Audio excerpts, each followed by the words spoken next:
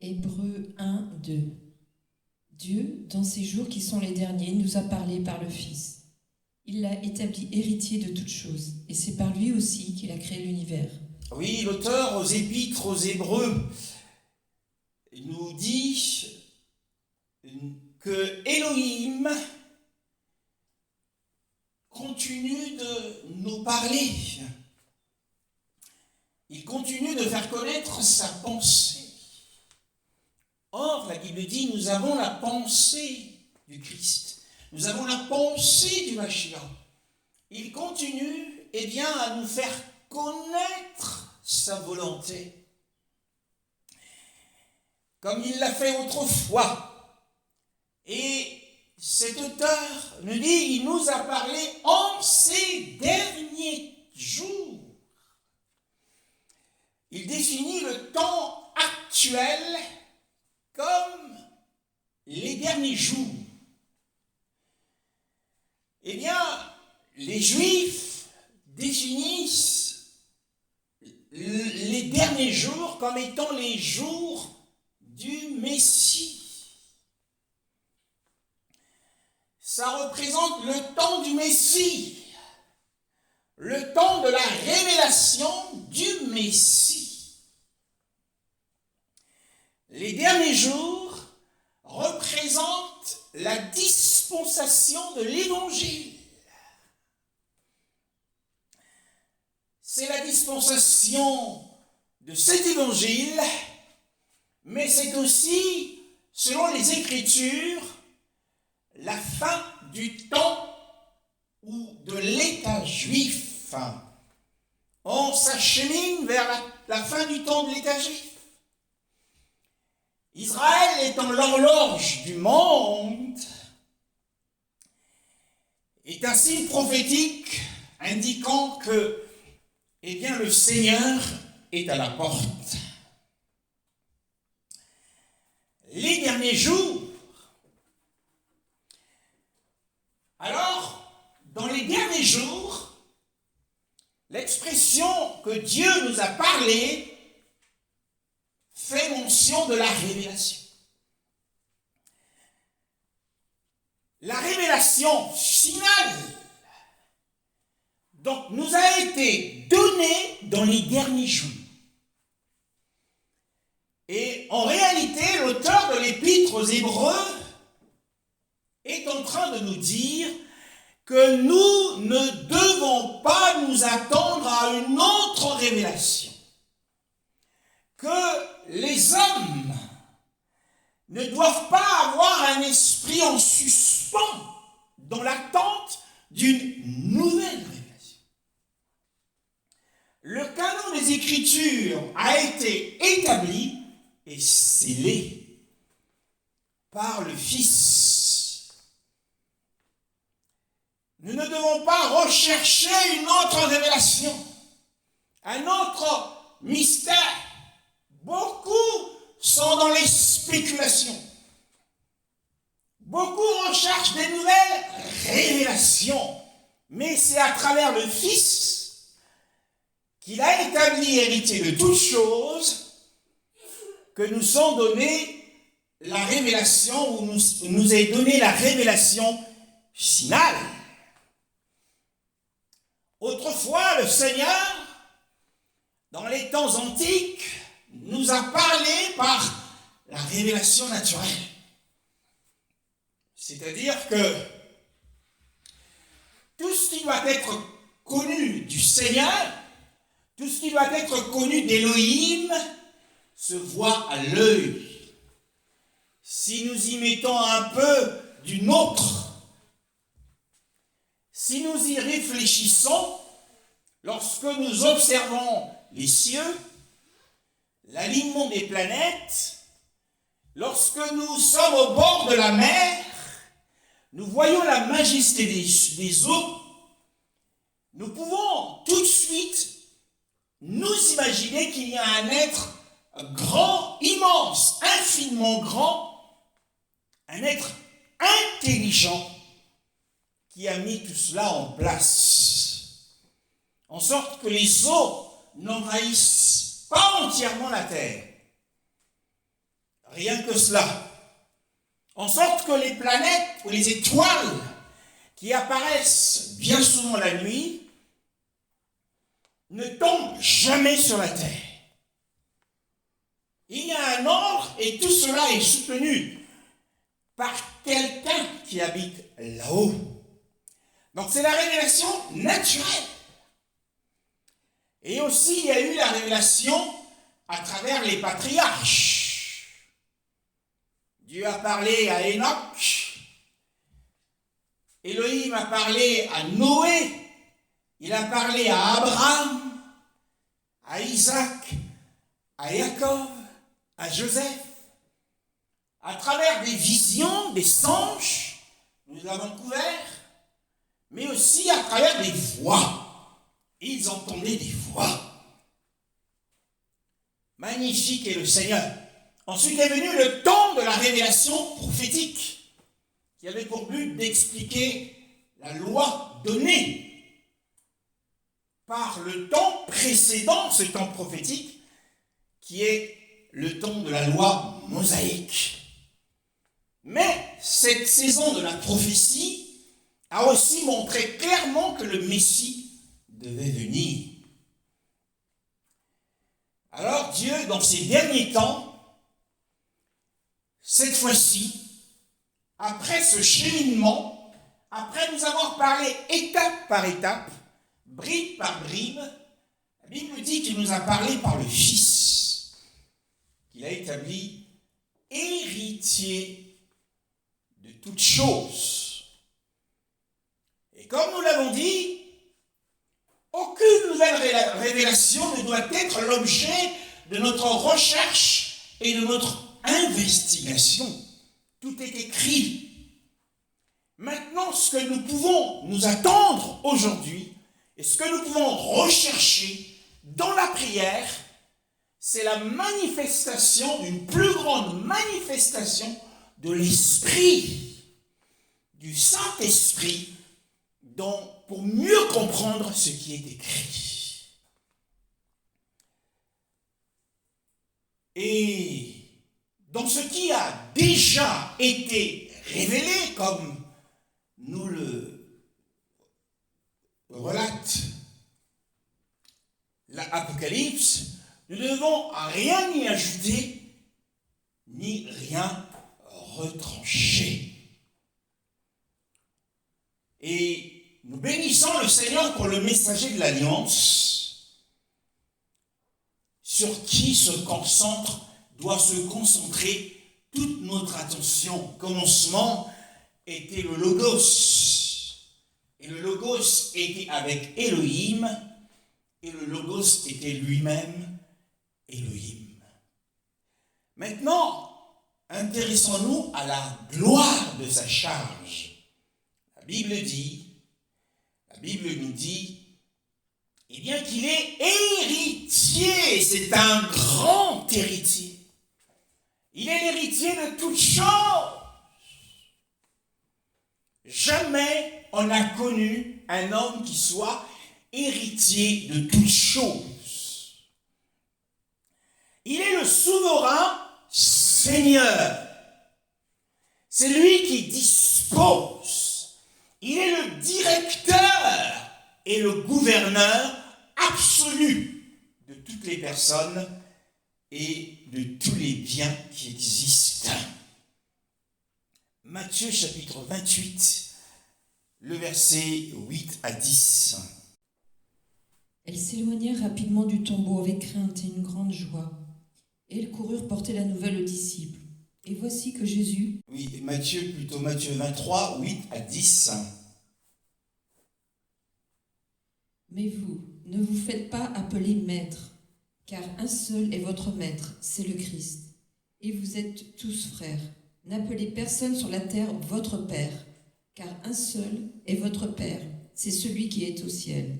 Ne vous faites pas appeler chef, car un seul est votre chef, c'est le Christ. Oui.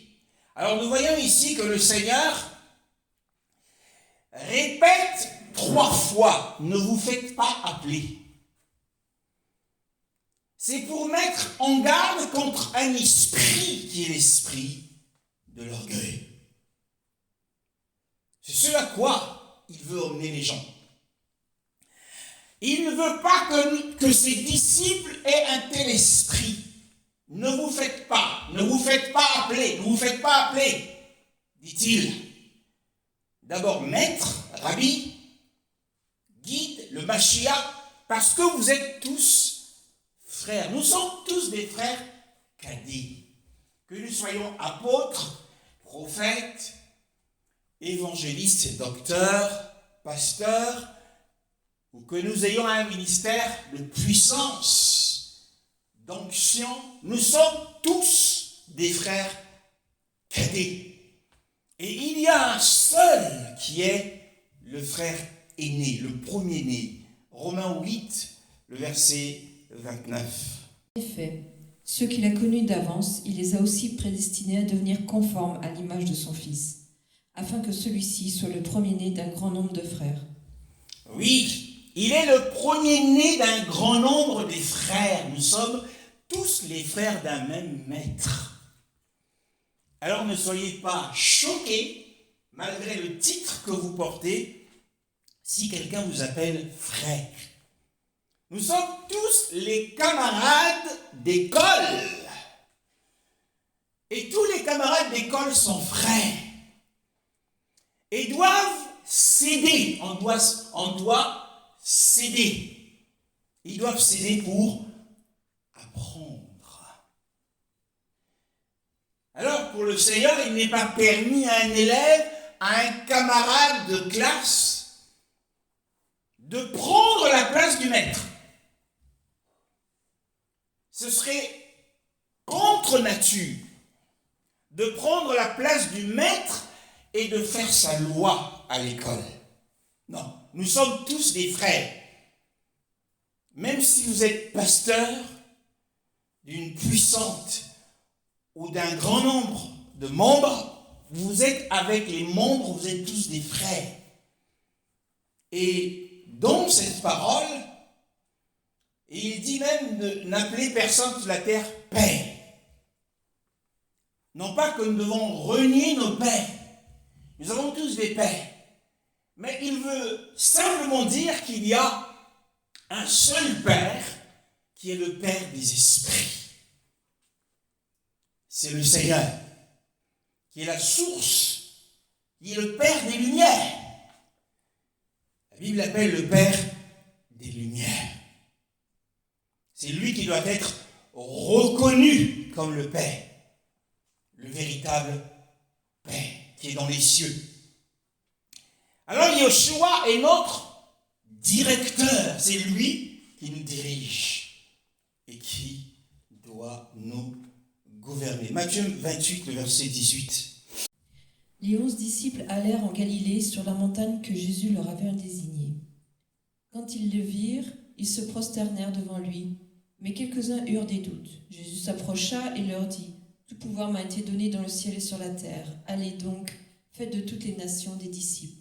Baptisez-les au nom du Père, du Fils et du Saint-Esprit, et enseignez-leur à mettre en pratique tout ce que je vous ai prescrit. Et moi, je suis avec vous tous les jours jusqu'à la fin du monde. » Oui.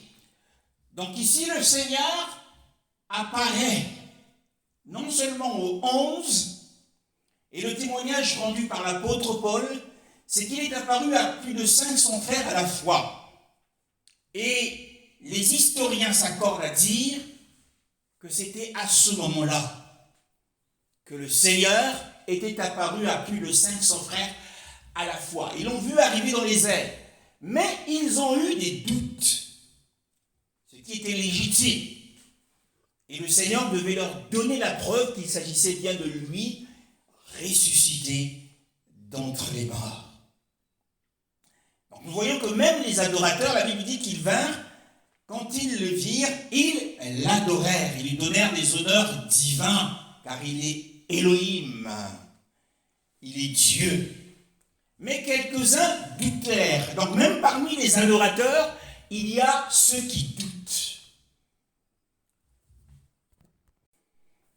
Et ici, le Seigneur ne les réprimande pas, il ne les rejette pas. Il ne rejette pas ceux qui doutent à un moment donné de leur parcours. Car il ne brisera pas le roseau qui est déjà cassé. Il n'éteindra pas le lumignon qui fume. Il est la douceur même. Il ne les réprimande pas. On le voit arriver et s'approcher davantage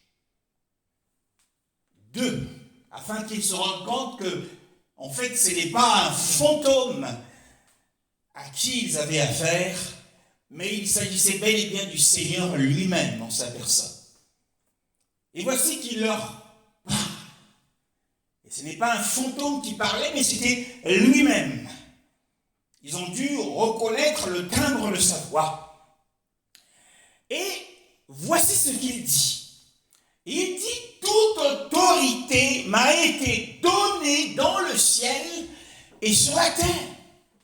Nous avons lu tout à l'heure qu'il avait été établi, que Dieu nous a parlé dans les derniers jours, il nous a parlé dans les derniers jours par le Fils, qu'il a établi, héritier de toutes choses. Et ici, il nous dit que toute autorité m'a été donnée dans le ciel et sur la terre. Jamais homme n'a parlé comme cet homme. Yeshua dit ici, jamais homme ne pouvait prononcer les telles paroles, disons-nous. Il nous dit ici qu'il a été investi. Il a été investi par une grâce. Il a été investi par celui qui est la source de tout pouvoir. Celui qui parle ici, ce n'est pas Elohim lui-même, mais c'est le médiateur entre Elohim et les hommes, Yeshua Mashiach homme. Ici, c'est l'homme glorifié qui dit qu'il a été investi par celui qui a tout pouvoir et qu'il a reçu cette grâce, la grâce d'avoir l'autorité. Pourquoi? Eh bien, ce pouvoir lui a été donné en partie en récompense de son œuvre. Autrefois, il disait que, afin que vous sachiez que le Fils de l'homme a le pouvoir de pardonner les péchés, mais ici, après sa résurrection, après avoir accompli le sacrifice expiatoire, il peut dire avec audace qu'il a reçu, il a reçu le pouvoir dans le ciel et sur la terre. Et en récompense de l'œuvre de la croix, parce qu'il s'est humilié. La Bible dit qu'il a été obéissant. Et nous connaissons le niveau incommensurable de son humilité. Lui qui avait la forme d'Élohim, eh bien la Bible dit qu'il n'a pas vu son égalité avec le Père comme une proie qu'il doit arracher. Mais il s'est humilié lui-même en devenant un simple homme, même jusqu'à être un esclave. Et il a été obéissant jusqu'à mourir d'une manière ignominieuse, honteuse. Et à cause de cette humilité, et qu'il s'est fait petit, alors Elohim l'a exalté et lui a donné tout pouvoir dans le ciel et sur la terre. Magnifique est le Seigneur. Et ce pouvoir lui a été confié conformément à un dessein particulier que nous découvrons dans Jean chapitre 17, le verset 2. Parole, Jésus leva les yeux vers le ciel et dit, Père, l'heure est venue, révèle la gloire de ton Fils, afin que ton Fils aussi révèle ta gloire. Tu lui as donné pouvoir sur tout être humain, afin qu'il accorde la vie éternelle à tous ceux que tu lui as donnés. Or, la vie éternelle, c'est qu'ils te connaissent, toi, le seul vrai Dieu, et celui que tu as envoyé, Jésus-Christ. Le Mashiach devait partir. C'était son heure de départ. Mais il devait partir par la mort. Et cette prière qu'il adresse au Père est une prière d'adieu pour ses amis afin de sanctifier et d'adoucir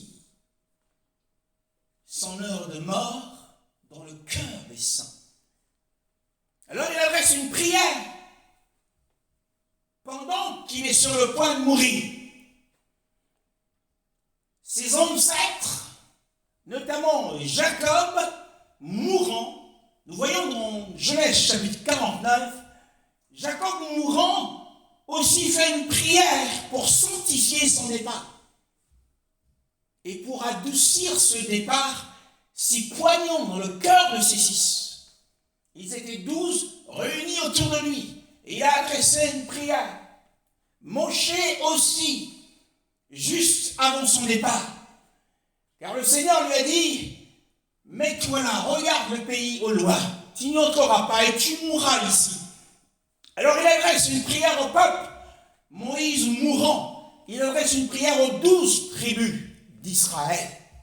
Et Yoshua ici, sur le point de mourir, il adresse une prière pour sanctifier, une prière d'adieu pour sanctifier à la fois le peuple, mais aussi son départ. En tout cas, les 11 qui étaient autour de lui, le 12e étant déjà sorti du cénacle pour faire ce qui lui était destiné de faire. Alors cette prière était un signe précisant, c'était une prière de bénédiction, précisant prophétiquement que des faveurs et des bénédictions attendaient ceux qui lui appartiennent. Il y a des faveurs et des bénédictions qui nous arrivent lorsque Yoshua, l'intercesseur, qui est auprès du Père, prie pour nous. Et nous sommes bénis, car la faveur est la source de la bénédiction. Le verset 2 nous dit: selon que tu lui as donné autorité sur toute chair. Ici, le Seigneur est en train d'invoquer le pouvoir. Ici, il invoque un certain pouvoir qu'il a. C'est le pouvoir de gouvernement qu'il a sur toute chair, c'est-à-dire sur l'humanité dans sa globalité. Oui, il a un pouvoir de gouvernement, nous l'avons dit, qu'il est établi héritier de toutes choses, celui qui dispose avec justice toute personne. Alors, ce pouvoir ne se limite pas à la chair, parce qu'on parle de la chair. Non, ce pouvoir s'étend jusqu'à l'âme, jusqu'à l'esprit de l'homme. Tel est le pouvoir du Seigneur. Par ce pouvoir de gouvernement qu'il a sur toute personne, eh bien, il peut disposer d'une vie comme il l'entend. Il va façonner le vase comme cela lui plaît. C'est ce que fait le Seigneur. Il parle ici de toute chair. Bien-aimé, cela évoque quelque chose. Genèse chapitre 6, le verset 3. L'Éternel dit: mon esprit ne contestera pas toujours avec l'homme, car l'homme n'est que chair, et il vivra 120 ans. Oui, l'homme n'est que chair. En parlant de la nature corrompue de l'homme, la nature pécheresse de l'homme, nous ne sommes pas toujours conscients du mal qui nous habite. Nous n'avons pas toujours à l'esprit quel niveau de méchanceté que nous pouvons avoir. Il n'y a que la grâce du Seigneur pour nous maintenir sur la voie de la justice. Alors il a un pouvoir de gouvernement sur l'humanité tout entière. On le dit. Quel est le but de ce pouvoir de gouvernement? Quel est le but de cet héritage? Eh bien, le but de cet héritage, c'est de soumettre les hommes pour les sauver. Car Dieu a tant aimé le monde qu'il a donné son Fils. Le but, c'est de les sauver. Ce pouvoir, aussi, qu'est-ce que c'est? Le pouvoir qu'il a sur l'humanité entière, qu'est-ce que c'est?